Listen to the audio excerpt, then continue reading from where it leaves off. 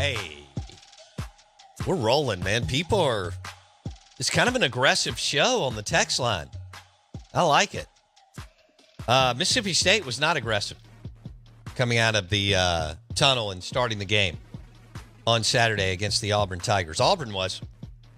They definitely took it to them. That surprised me. I thought State would have some more teeth, mojo, juice, all that stuff. Grit, electricity. We are the Out of Bounds Show, 105.9 The Zone ESPN. We're powered by Napa Auto Parts, your locally owned Napa Auto Parts store, I-55 North in Jackson. Locally owned, Reggie Sims and the crew. Only parts company that's locally owned in the Jackson Metro. They have 6 of them. 7 on the way. Napa Auto Parts store, brand new, I-55 North in Jackson. And we are driven by your next Ford F-150 at Mack Hike Ford. Again, I-55 North in Jackson. Not but a mile away from each other. And find the Ford F-150 that fits your lifestyle, work, and play at Mack Hike Ford, I-55 North in Jackson. We welcome in Steve Robertson on the Farm Bureau Insurance Guest Line. Boneyard Podcast, Gene's Page, 247 Sports. Steve, were you surprised at how lethargic Mississippi State was out of the gate on Saturday?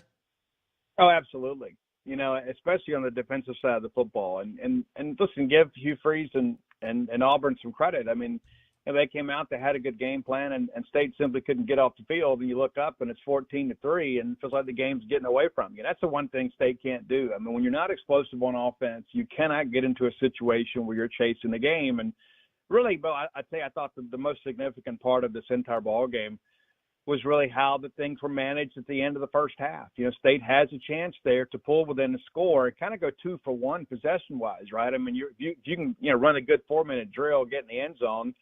You know, it's a 17-10 ball game. You get it first coming out of the half. I mean, you could potentially be in a tie ball game on the road with a little bit of juice, but instead, State can't pick up a 4th and 1. And I'm going to be honest with you, Bo, we've been around football a long time. When you can't get a yard, you don't deserve to win. And that's what it boiled down to. In that situation, if State gets a yard, maybe you get in the end zone there. It's a different conversation today. But thought Mike Wright pulled it when he should have let Seth Davis have it. Sure. And slips and falls. And then Auburn, and I turned to Justin Fromber next to me, and I said, if Auburn has any juice, they're going to do everything they can to put this game away right here on the possession. And sure enough, you look up, 68 yards later, it's a 24-3 ball game. And for all intents and purposes, the game was over at that point. Yeah. It doesn't matter what the final score is going to be. So, that gets mismanaged. Next thing you know, the game's over and everybody's having to answer some difficult questions this morning. Yeah, they are. All right, so that takes me to the fan base is not in a good spot. Let's just call it. Well, you know that. You see your board. And you're in the heat of the battle, just like we are. And the fan base is not happy, and the South Carolina deal's going to loom large. Saturday, I mean, you had a chance to win the game going into the game, I guess, but you needed to lose. I mean, you need to play well if you were going to lose, Steve, and lose 27-24, right? So this takes us to I like Zach Arnett. You like Zach Arnett. He's made some good decisions. Bottom line is, Steve, you can name Matt Brock the defensive coordinator. You can't let Matt Brock run the defense, and he and others should have known that. Your thoughts?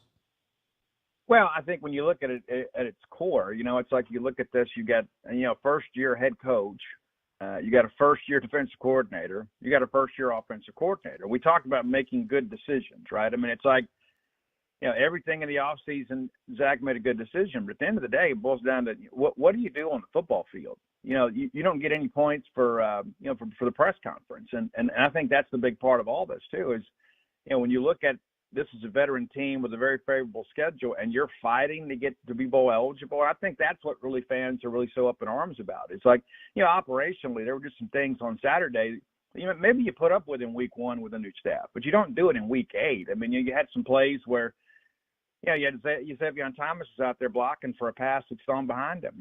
Out in the no man's land. You have 2 receivers. Yeah. So who do you think that was on? Do you think that was on? Because Mike Wright looked exasperated. So Do you think that was Xavion messed up or Mike Wright messed up on that play?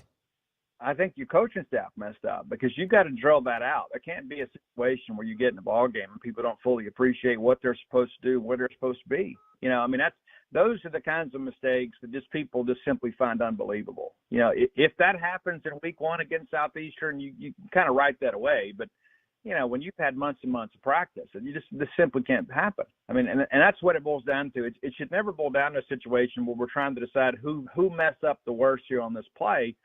Because as a staff, you got to ensure that happens. There's always going to be some measure of human error. I mean, it's just kind of life in general. But the reality of it is in a game like this on the road, when you've got a winnable SEC road game, you can't go out there and make mistakes that you shouldn't be making in spring practice. Steve Robertson on the Farm Bureau Insurance guest line. Okay, so Will Rogers, if you had to bet $100, Will Rogers start Saturday night at 6:30 against Kentucky? I don't know if I'm ready to make that bet, but I would say the odds of that happening are probably better than they were Saturday at 10 a.m. Listen, knowing Will Rogers the way that we do, Will Rogers wants to play, and I can assure you, I probably without any reservation, that nobody's more upset right now than Will Rogers. And there's not much he can do at this point, right? I mean, he has to just kind of sit there and watch the team that he helped build and a team that he loves and, a staff that he's very loyal to struggle. And he's been unavailable. And I can tell you that kid, no matter what people think about it, Will Rogers is an incredible young person and a very fiery competitor. And he wants to be out there. So if he is physically released and capable of playing on Saturday, yeah, he'll play. It's just going to be a matter of what the medical staff decides to do. And let's be honest about it. You don't want them to cut any corners with a young man's health. But I can promise you, if Will Rogers is able to play this Saturday, he will be out there and give Mississippi State fans absolutely all he can and hopes maybe salvaging something out of the season. Would you say this is a must-win for Arnett and the staff? Well, I think every game's a must-win. And I think the thing that's so frustrating about this deal is when you get into the month of November, you'd like to already be bowl eligible or maybe, a win away, and you're a game behind that. And, I think you probably look at this. You have to approach it this week in practice that we have no margin for error. You certainly look at – you got a road trip to A&M, and even though State's had some success down there, I mean, offensively, State's been much better in these recent trips to College Station than they appear to be today. And then you got, they got the big rivalry game with Ole Miss coming in here. And I don't know, there's even the truest of the true Maroon would take State to win that ball game right now based on what you've seen. No. Yeah. And so you start looking at it in that respect and say, okay, we feel like we can beat Southern, and that's no guarantee either. That they fought really hard over the weekend. There are no guarantees on this schedule and no gimmies. So you have to approach every game the rest of the season like it is a must-win game in every aspect. Because in several situations like this, Bo, it certainly has been. I think where they are now is people are looking for answers, and there is no answer. There's not going to be an answer this year. That's where I am, Steve. They are what they are. They're not a good football team. They need a dual threat playmaker at quarterback to run anything outside of the air raid. They don't have it. On defense, they've been a how do you allow Peyton Thorne to look like Peyton Manning or Josh Allen? How do you do that? I said this in our little video wrap up on Saturday. I mean, it's like, the names change, but the details really don't, because every quarterback that State has faced with rare exception this year has had like a season best completion percentage, and that's a symptom of a bigger problem. And, in all due respect to Peyton Thorne, when you're out there just kind of dinking and dunking and only take a couple shots down the field against a secondary that's been very leaky this year, you should have a good day against this defense. And I think that's the thing that's so frustrating for State fans is that, you just simply can't get off the field. And again, you look up against an Auburn offense that's been very pedestrian this year, and still they're not scoring a ton. But the reality of it is that you should have been able to get off the field. I ran the numbers yesterday against Auburn. You're more likely to have Auburn turn the football over on their initial drive of the game than you are to see them score. And so for only the second time this year, Auburn took the opening kickoff right down the field and scored. And the only other time was the opener against UMass. And that's very good. Hell. That's awful. Okay. Well, all right. So Yeah, and I think some of this also is zero impact in the portal, and I think the Mississippi State alums are going to have to decide, Steve, if, and this is the way I framed it up to some people last week. Do they like the idea of winning, or do they want to win? I mean, it's pretty simple. And look, you can't go out and get 15 starters, 20 starters, whatever. You can get some guys who can play, but it comes down to you got to go get a quarterback and land on 3 to 5 guys, split up on both sides of the ball, and then you can be competitive. They've got to decide if they want to invest it, because they raised $2 million in 5 seconds, as you know, for the basketball team. And so they've got to decide if they want to win or if they like the idea of winning. How do you see that?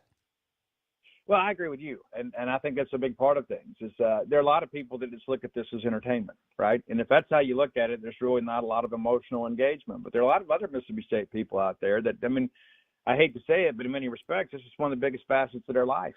You know, that they come to everything, they buy season tickets, that they're invested in everything we do. I mean, you just see every time, like, a soccer team gets a big win, over Ole Miss in the Magnolia Cup, and you've got people that you would never associate with soccer out there talking trash because of the fact it's Mississippi State. It's not a sport; it's a university. It's a family, and to those people, and there's just not enough of them. And I'm not going to sit here and be critical of the fans because they obviously didn't make any of those mistakes over the course of the last couple of weekends. But I think when you look at this thing, you're kind of at a crossroads here, and you got to decide, okay, what are we willing to accept as a Mississippi State fan base? What are we willing to do? And I think that's what the leadership's going to have to decide, because if they move off Arnett, and again, I'm not blaming Zach for what happened in December, but this is a huge business for me. I mean, it's over $100 million business for the Starkville area and Mississippi State, student recruitment, the whole thing. The bottom line is they're going to have to decide, if they Joe Moorhead this and go cheap like they did after Mullen and sign a coach for $2.8 million a year and bring in an offensive coordinator with a whopping 2 years of Power 5 experience. Or are they going to go out and try to get up there? I mean, they've got the money. They could pay. I mean, if they had a coach winning right now, they could pay $9 million a year easily. But are they going to go start somebody at like $6 or $7 million a year and pick a guy from Power 5 or a guy that has Power 5 experience? Do you agree with that, Steve? I do, and I think that's one of the things that does give me some comfort level with this. Zach Selman comes from a football family. Zach True. Selman was a Power 5 football player.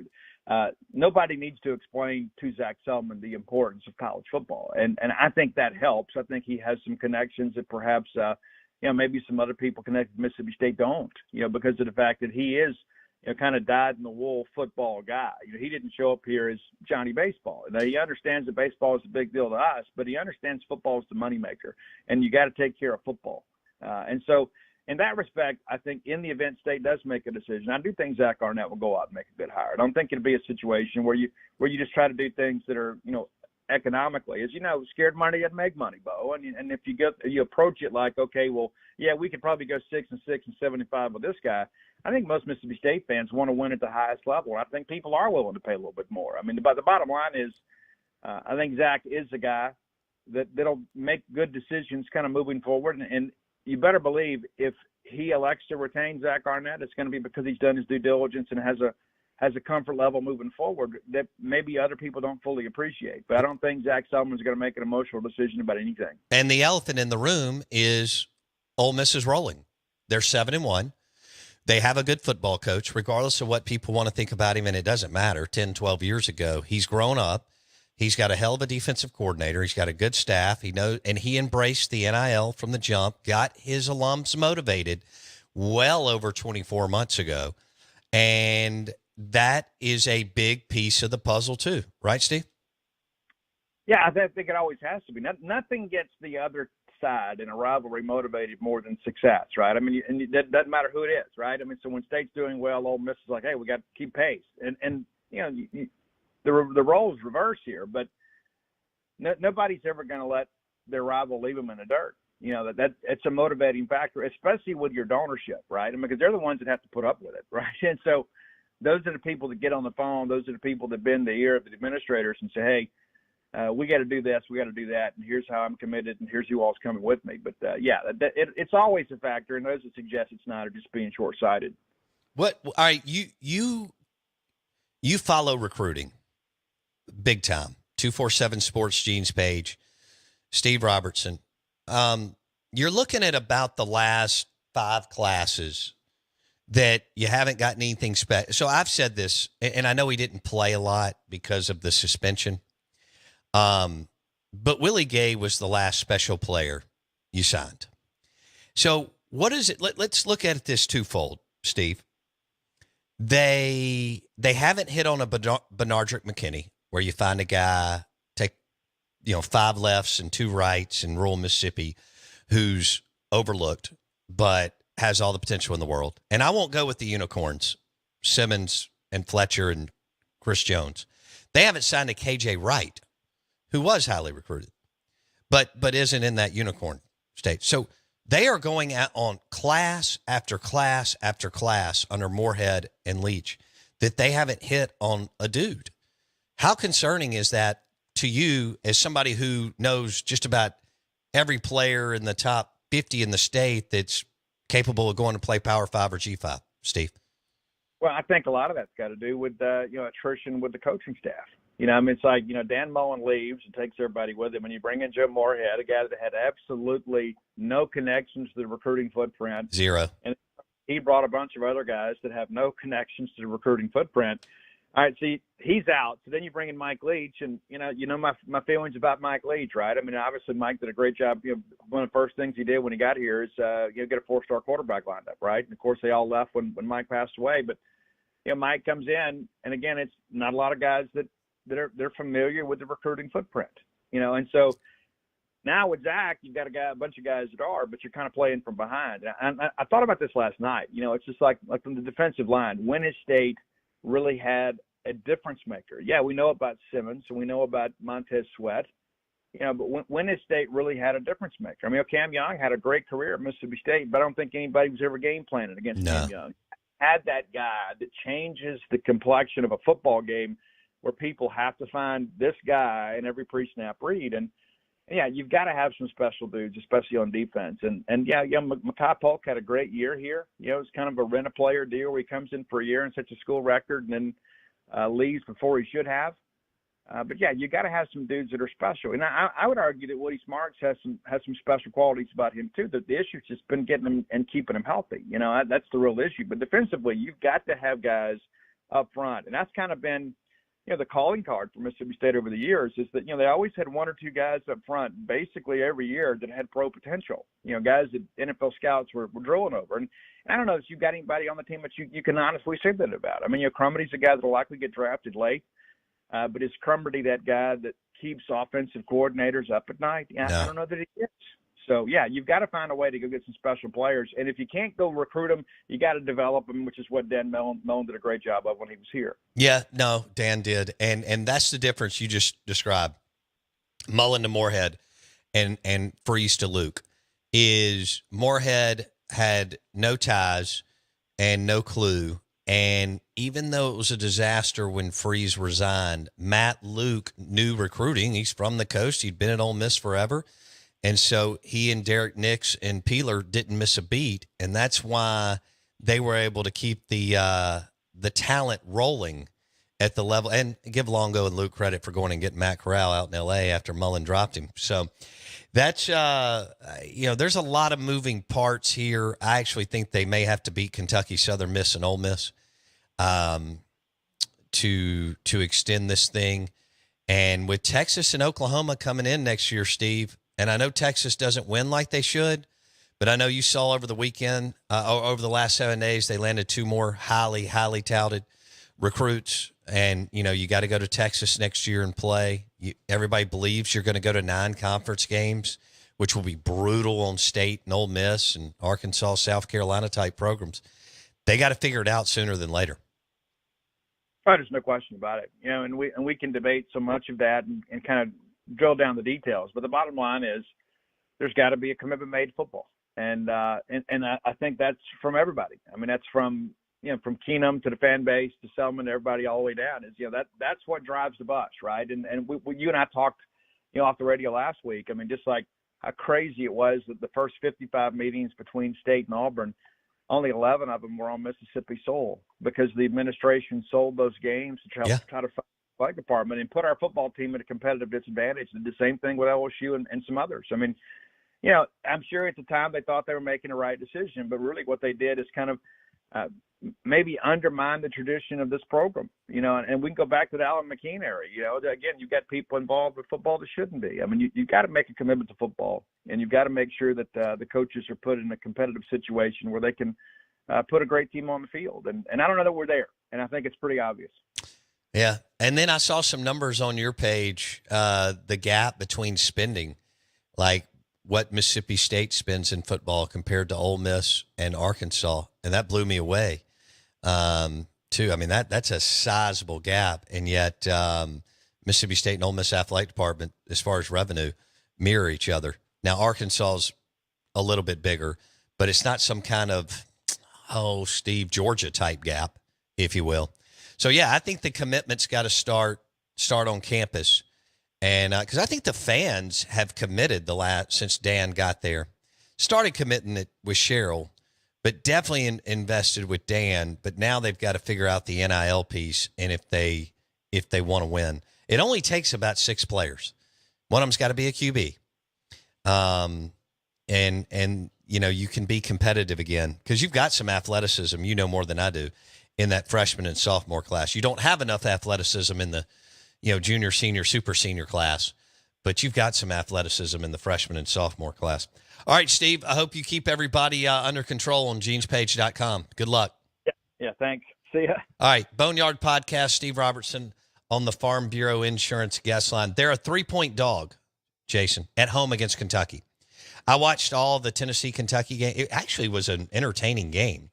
Lots of momentum shifts and big plays, scoring, actual scoring. Yeah, I mean it was fun to watch late into the evening, along with Georgia Tech, your Georgia Tech Yellow Jackets. Yeah, of course. Ole Miss beat earlier in the year.